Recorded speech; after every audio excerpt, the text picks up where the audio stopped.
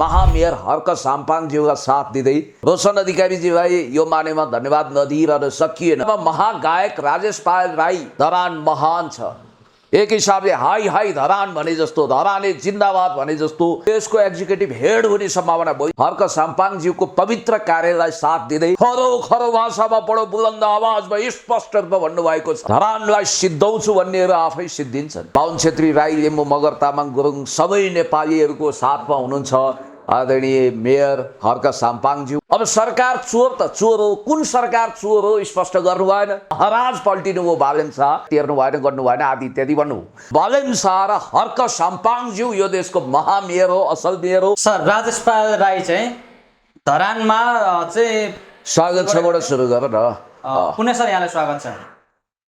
धेरै धेरै धन्यवाद। नमस्ते। हर्क साम्पाङलाई भेट्न गायक राजेश पायल राई भर्खरै मात्रै धरान पुग्नुभयो सर, होइन? त्यो विवादित जग्गामा चाहिँ वृक्षारोपण पनि गर्नुभयो उहाँहरू गएर, र अस्ति विवादमा आउनुभएका व्यवसायी, पर्यटन व्यवसायी रोशन अधिकारीले पनि ठिकै छ, यो मेरो प्याराग्लाइडिङ गर्ने ठाउँमा मात्रै बिरुवा नरोपिदिनुहोस्, अरू ठाउँ रोप्नुहुन्छ भने ठिकै छ भन्ने प्रकारको मिल्ने प्रकारको छाँटकाट पनि उहाँले देखाउनु भयो। कफीको लागि स्वागत पनि गर्नुभयो, होइन?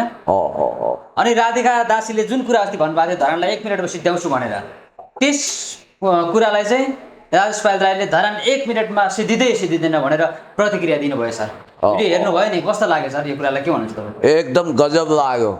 महागायक जसलाई हामी राई इज किङ भनेर सम्मानित गर्छौँ, स्वर सम्राट नारायण गोपालको परम्परा धान्दै आफ्नो कला र गलाले विश्वभरि ख्याति कमाउनु भएका आदरणीय महागायक राजेश पायल राईज्यू, जसले मेरो जन्मदिन पनि आजभन्दा 2 वर्ष अगाडि सेलिब्रेसन गर्नुभएको थियो, असाध्यै हार्दिक सम्बन्ध छ। उहाँले पवित्र किरात भूमि, त्यो पवित्र स्थानमा गएर प्रकृति संरक्षणको लागि आदरणीय जनमेयर महामेयर हर्क साम्पाङज्यूका साथ दिँदै भव्य रूपमा वृक्षारोपण गर्नुभयो। रोशन अधिकारीज्यूलाई यो मानेमा धन्यवाद नदिइरहन सकिएन कि उहाँले पनि ठिकै छ त, प्याराग्लाइडिङ हुने एउटा स्पेसल पर्टिकुलर ठाउँ बाहेक अन्त वृक्षारोपण गरेर प्राकृतिक संरक्षण गर्ने हो भने त्यसमा मेरो पुरापुर समर्थन हुन्छ भन्नु। र सो सिलसिलामा महागायक राजेश पायल राई इज किङले बडो स्पष्ट भाषामा लाउड स्पिकरबाट दुनियाँले सुन्ने गरी भनिदिनु भयो, धरान महान छ। एक हिसाबले हाई हाई धरान भने जस्तो, धरानले जिन्दाबाद भने जस्तो भाव बुझिन्थ्यो। र महागायकज्यू राजेश पायल राईज्यूले भन्नुभयो, उहाँ पनि माझ किरातको भूमिपुत्र हुनुहुन्छ, धेरै असल व्यक्ति हुनुहुन्छ, दयालु हृदयको हुनुहुन्छ, र उहाँ सबैसँग मिलेर बस्न सक्ने खुबीको व्यक्तित्व पनि हुनुहुन्छ। हजारौँ गीत गाइसक्नुभयो, एउटा रेकर्ड कायम गर्नुभएको छ। र भोलिको यो देशको एक्जिक्युटिभ हेड हुने सम्भावना, भोलि राष्ट्रपति प्रधानमन्त्री हुन सक्ने सम्भावनाको भूमिपुत्र मूलवासी आदरणीय मेयर, जनताको मुटुको ढुकढुकी जस्तो, आँखाको लालगेडी जस्तो हर्क साम्पाङज्यूको पवित्र कार्यलाई साथ दिँदै जहाँ वृक्षारोपण गर्दा उहाँले खरो खरो भाषामा बडो बुलन्द आवाजमा स्पष्ट रूपमा भन्नुभएको छ, धरान महान छ, धरानलाई सिद्धाउँछु भन्नेहरू आफै सिद्धिन्छन्। धरानलाई जसले सिद्धाउँछु भन्छन् उनीहरूलाई चाहिँ हामी क्षणभर नै सिद्ध्याइदिन सक्छौँ, तर हामी हतियार खुँडा बोकेर होइन, हामीसँग विचारको बल छ, हामीसँग त्यो हिंसात्मक तागत होइन, बहादुरी छ, र कसैले पनि धरान सिद्धाउन सक्दैन। न धरान सिद्धिन्छ, न महामेयर हर्क साम्पाङजी सिद्धिनुहुन्छ। धरान अमर छ, धरान महान छ, धरान सुन्दर छ, धरानले माया प्रेम स्नेह करुणा बाँड्दछ। त्यो धरान जहाँ अत्यन्तै सुन्दर हृदयका धरानेहरू निवासी हुनुहुन्छ, र उहाँहरूलाई मेरो पनि सल्युट छ। र महागायकज्यूको यो भनाइमा मेरो समर्थन छ। अब जहाँसम्म तपाईँले भनेको को कहाँका मान्छेहरू, न यो वैदिक सनातनी परम्परामा उहाँको आफ्नो विशिष्ट स्थान छ, न उहाँसँग कुनै त्यस्तो खालको आचार्य परम्पराबाट दीक्षित भएको इतिहास छ। अब कता कता रनबन डुलेर थलोकिलोमा आइपुगेका, कहाँबाट उछिटिएर आएको, सोसियल मिडियाको युज वा मिसयुज गरेर आएको, कुनै व्यासासनमा बसेर गणेशलाई राखेर सप्ताहमा पुराण भन्ने पण्डितनी पनि होइन, कच्चा ज्ञानको पण्डितनी टाकन टुकन इधर उधर गरेर 2-4वटा कथा कुथुङ्ग्री भन्न सफल भए कि कुनै खास शास्त्रको गहिरो अध्ययन नभए कि घृणा फैलाउने, धरानलाई 1 मिनटमा खरानी पार्छु भन्नेहरू धेरै जन्मिए। तर धरान त्यो प्रज्वलित दीप शिखा जस्तो हो, जहाँ बत्तीमा पुतली गएर पुतलीहरू सिद्धिए चाहिँ त्यस्ता मान्छेहरू सिद्धिन्छन्। तपाईँलाई एउटा कुरा भनौँ, धेरै मान्छेहरू, धेरै शैतानी दिमागका मान्छेहरूले यो सोचिरहेका छन्, हमेसा सोचिरहेका छन्, देशभक्तहरू बसोबास गर्ने, दौरा सुरुवाल टोपी लगाउने महान देशभक्त सपुतहरू बसोबास गर्ने पूर्वको व्यापारिक सांस्कृतिक केन्द्र धरानलाई सिद्धाउँछु, त्यसलाई खरानी बनाउँछु भन्ने गलत सपना देख्नेहरू, झुटा सपना देख्नेहरू आफै समाप्त भएर गएका केही छन्। व्यक्तिले जस्तो केही किराँती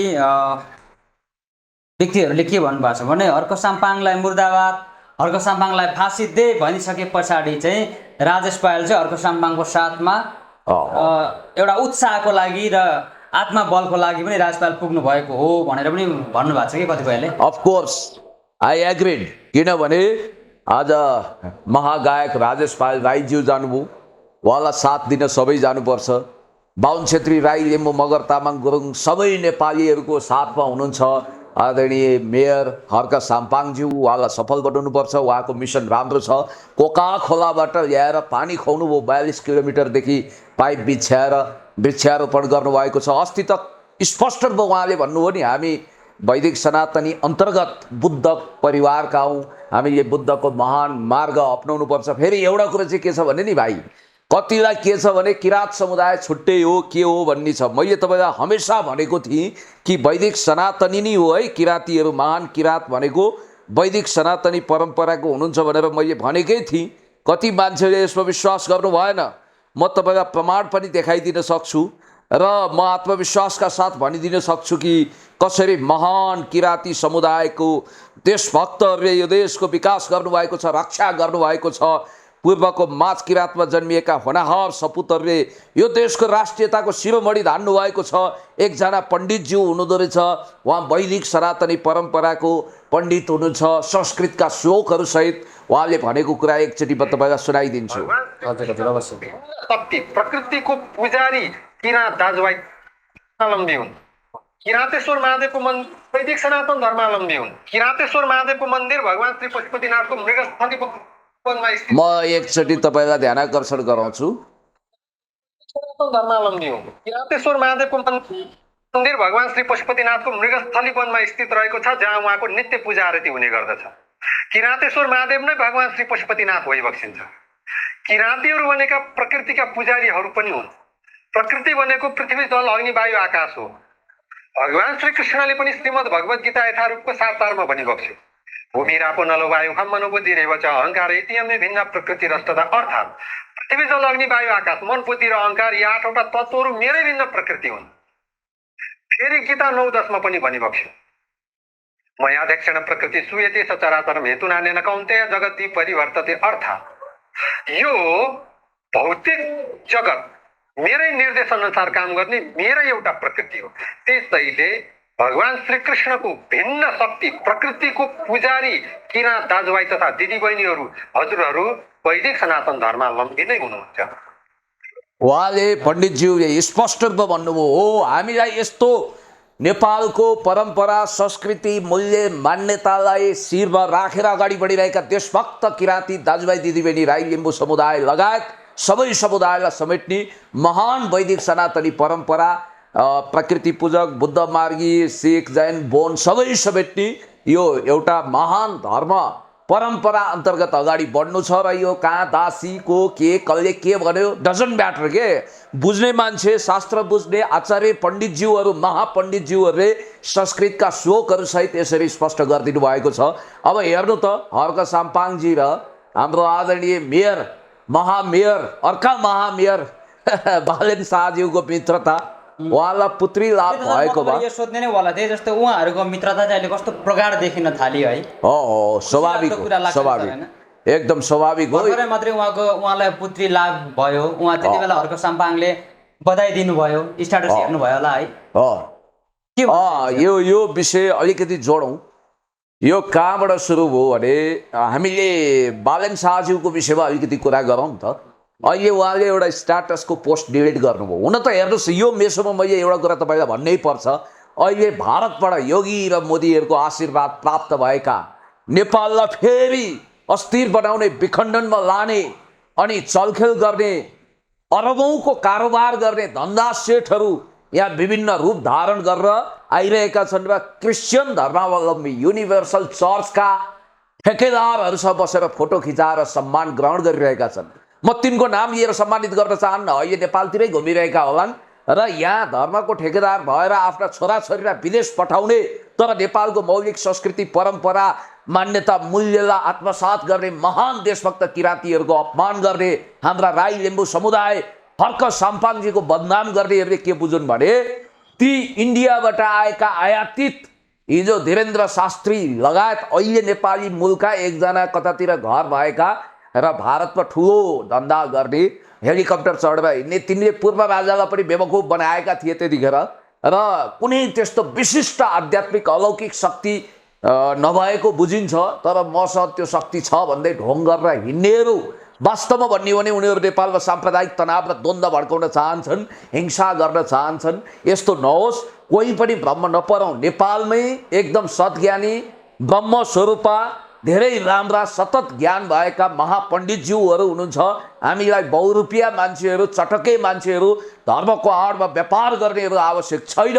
धर्म भनेको एउटा योगी भनेको काम क्रोध लोभ मोह मद मात्सर्यबाट मुक्त हुन्छ। अब जहाँसम्म बालेन शाहज्यूको कुरा गरौँ है, बालेन शाहज्यूको कुराकानी गर्दा तपाईँलाई मैले एउटा कुरा के भनौँ भने उहाँले अहिले आफ्नो स्ट्याटस डिलिट गर्नुभयो।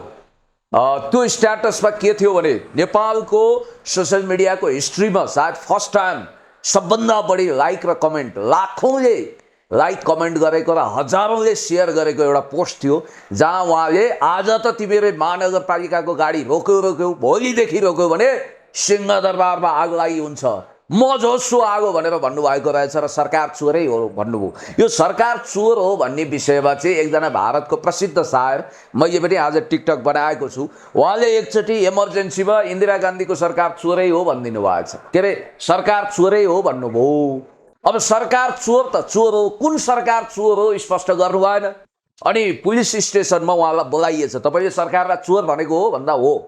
अनि तर उहाँले भन्नुभएको छ मैले सरकारलाई चोर त भनी, तर त्यो सरकार कुन हो खोलाइन, हिन्दुस्तानी सरकार हो कि यानि कि भारतीय सरकार हो कि पाकिस्तानी हो कि ब्रिटिस हो कि अमेरिकन हो कि। त्यो सर बालेनले पनि एउटा अनि उहाँले भन्नुभयो, सुन्नु न, पुलिसले भन्नुभएको छ, पुलिस इन्सपेक्टरले, ए हामीलाई त्यति बेवकुफ सम्झिएको, हामीलाई थाहा छैन तपाईँले भन्न खोजे यही भारतीय सरकारलाई चोर भन्न खोजे त हो नि भन्नुभएको छ कि। अब यस्तै अब बालेन शाहज्यूले सिंहदरबारमा आगो जोस्छु भनेर प्रतीकात्मक कुरा गरेको, हिंसात्मक कुरा गरेको होइन। त्यो विचारको आगो हो, त्यो वैचारिक आगो हो र उहाँले देश र जनताको निम्ति धेरै राम्रो काम गर्नुभएको छ। काठमाडौँको ब्युटिफिकेसनमा कुनै कसर बाँकी राख्नु भएको छैन।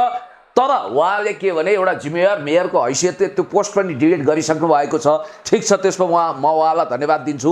उहाँले नेपालको चुच्चे नक्सा जारी हुनुपर्छ कालापानी लिपियाधुरा सहितको भनेर एउटा स्पष्ट अडान लिनुभएको छ। अहिले उहाँ नेपाली टिमको हौसला बुलन्द गर्नको निम्ति श्रीलङ्कामा पुग्नु भएको छ र अब रवि लामिछानेजीसँग भेट हुन्छ हुँदैन थाहा छैन। तर बालेन शाहज्यूलाई बधाई दिँदै हर्क साम्पाङ आदरणीय महामेयर अर्ग्यानिक मेयरले जुन स्ट्याटस देख्नुभयो त्यसबाट उहाँहरूको वैचारिक अथवा भावनात्मक मित्रताको गहिराई नाप्न सकिन्छ। अब भएको के रहेछ भने अनेक लक काटिए। अघिल्लो दिन के भने महाराज पल्टिनु भयो बालेन शाह, उहाँमा अथोरिटेरियन रेजिमको सोच छ, त्यसकारण कसैलाई टेर्नु भएन, गर्नु भएन आदि इत्यादि भन्नुभयो। अनि अर्को कुरो मैले तपाईँलाई भनिहालौँ, भोलिपल्ट उहाँलाई सुपुत्री लाभ भएको भनेर रुटिन अफ नेपाल बन्दमा न्युज आइसकेपछि ए सुत्केरी व्यथा लागेको प्रसव वेदना भएकी श्रीमती सबिना काफ्रेलाई लिएर गाडी जाँदा रोक्दा यस्तो खालको आक्रोश भएछ। स्वाभाविक हो, मानवीय हिसाबले उहाँले गाडी लिएर जाँदाखेरि त्यस्तो गर्नु हुँदैन थियो भन्ने पनि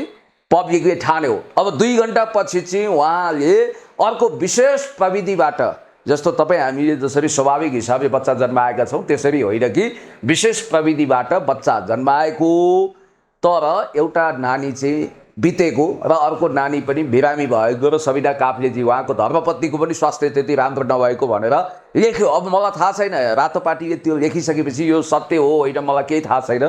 तर सायद उहाँ दुर्वासा आक्रोशित बन्नुको कारण, हुन त कतिले बाहुबलीमा आफ्नो गर्भवती श्रीमती छुनेको टाउकै काटिदिएको थियो त्यसको एउटा कलाकारले, बालेनले त कमसेकम आगो लगाउँछु भनेर भन्नुभयो।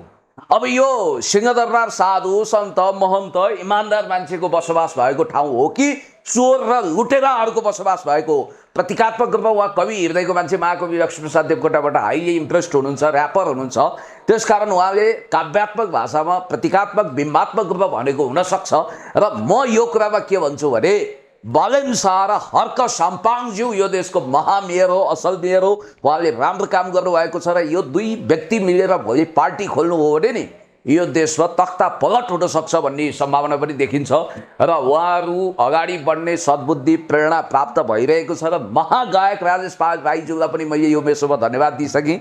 मैले तपाईँलाई श्रीमद् भागवत कथा वाचन गर्ने महापण्डितजीले किरातेश्वर महादेव र किरातीहरू वास्तवमा वैदिक सनातनी हुन्, उनीहरू महान हुन्, प्रकृति पूजक हुन् भनेर उहाँहरूको पक्षमा बोलेको तपाईँले सुनिहाल्नुभयो। मैले त्यो भिडियो पनि तपाईँलाई सुनाएँ। र यो कसले के भन्छन्, फन्टु सरले कहाँ के कुरा गर्छन्, यसको पछाडि नलाग्नुहोस्। महामेयर हर्क साम्पाङज्यू र बालेन शाहज्यूको प्याचअप हुनुपर्छ, त्यही हो। ल हस्त सर, समयको लागि यहाँलाई थ्याङ्क यू सो मच।